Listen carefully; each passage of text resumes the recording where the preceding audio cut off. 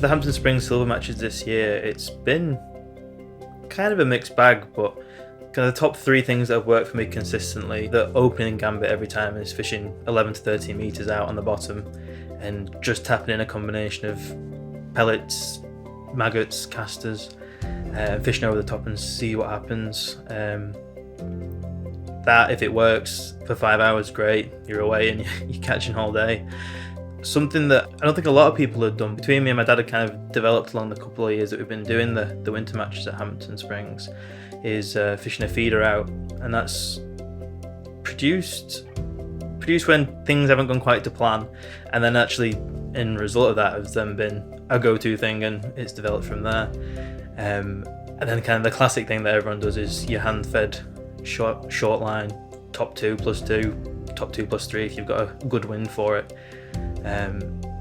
Just plugging away, and that's like your late surge line to come in and bank on and finish strong, really.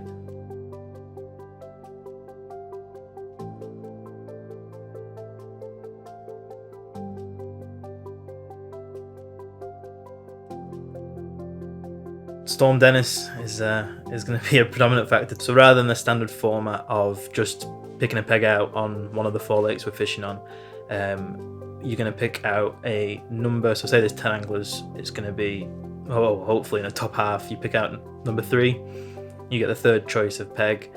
So then, well, it depends how brave you are, but the first couple of pegs are going to be one where the wind's going over your back and you get a bit more of a comfortable day. But yeah, really hoping for a top half draw at least, to get into a bit of shelter with some fish, and 5 hours doesn't end up with me being hypothermic and struggling the day after at work. Match fishing compared to pleasure fishing, if you're match fishing, really it's because you're competitive, you want to win. And for a silvers match in winter, really you need to be catching for more time than you're not catching. It's not like winter carp fishing where you're kind of hoping for 1 or 2 bites in a day maybe, and that's going to end up with you 40-50 pound. You need to kind of make something happen, and if you're kind of sat there on a line that's not producing much, based off past experience, you're kind of thinking it's gone past the point where if it was going to work, it's not worked. You then need to go into the armory and figure out something else. And that's probably the difference in the mindset of match anglers, is that if you aren't doing something right, it's recognising that early enough to then change, and hopefully find something that does start to work, where you can start catching a few fish. But it's like a constant running commentary in your head thinking, yeah, if you're catching, great, keep going, but worst comes to worst and it does stop, what do I need to be doing next? Do I need to start priming another line to then drop into? When you're pleasure fishing, if you stop catching but you've already had a few, you're not that bothered, you've had a decent day already. But for match fishing and wanting to get the most fish in your net, you pre-planning what you need to do next, and always thinking kind of a step ahead of what if this happens, what if that happens, all the while trying to concentrate on what you're actually doing at the time and keep doing it. So it's a bit more of a juggling act with match fishing than just going for a day where you can kind of stick your feet up and watch the tip and wait for it to go around.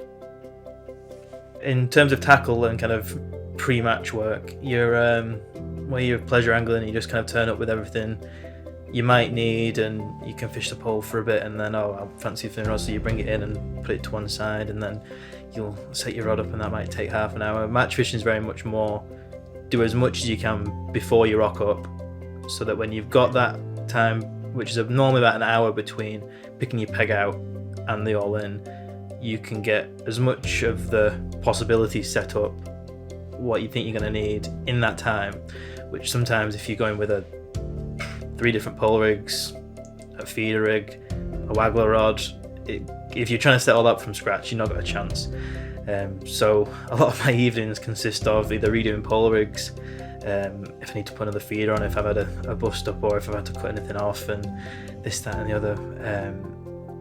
But yeah, it's more precept to make. When you're fishing, you're not having to get up, move around, waste time. It's all so you're as efficient as you can be when you're actually in the match, and not sat with a brew while you casually set up and replumb up your 4th line of the day in 3 hours.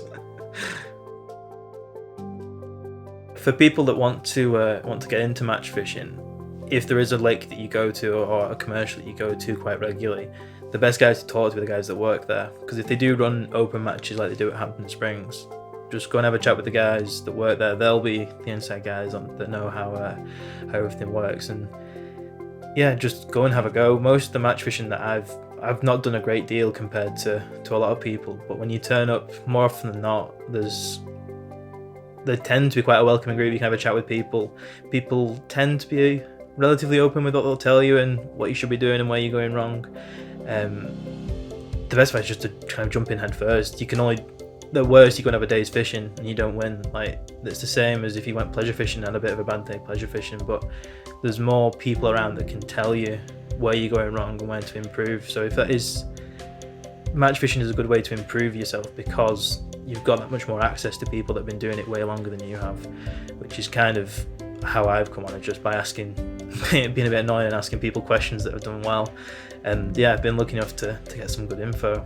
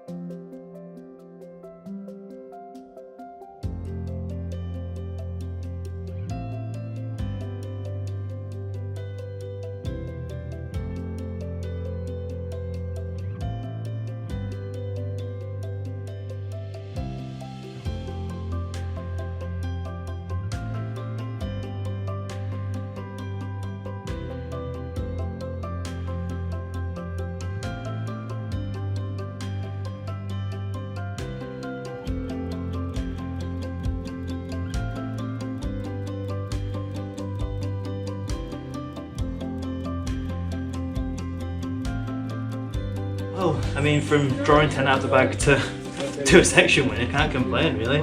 A cold nose from having the wind in my face all day, but yeah, I started off quite slow. Picked up on my short line with a different bag of ride and skimmers and another F1. Then caught a couple on the tip in the kind of last third, just to bump it up a little bit. But yeah, a bit of an absent middle, sorry. Just a shame, but still can't complain for the day.